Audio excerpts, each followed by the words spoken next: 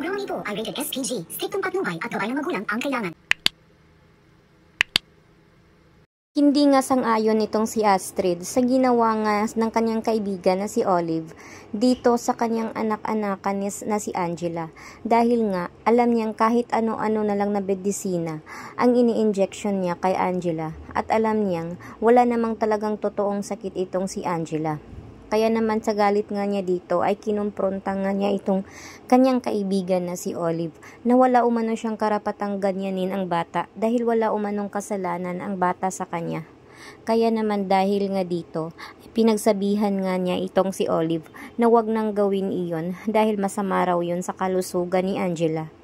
Subalit ay hindi naman nakinig nga itong si Olive dahil sadya nga talaga siyang maldita. At dahil dito nga ay sinabihan niya at binalaan itong si Astrid na magiging umanong madilim ang kanyang buhay pag oras na gaganti itong si Olive sa kanya at paggagawa siya ng kahit na ano-anong sumbong doon lalo sa mga pulis. Kaya naman ay nabahala nga si Astrid dito. Subalit ay naawa nga itong si Astrid dito kay Angela dahil nga wala naman talagang karamdaman itong bata.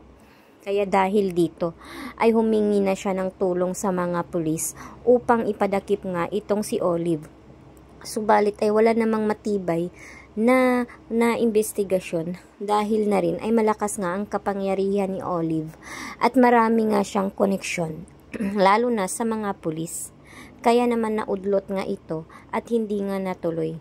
Kaya naman wala na nga binitawan na nga ni Olive itong si Astrid dahil alam niyang mapapahamak siya lalo dahil sa kanyang kaibigan dahil na rin ay hindi nga siya sinusuportaan nito sa kanyang gustong mangyari dito kay Angela.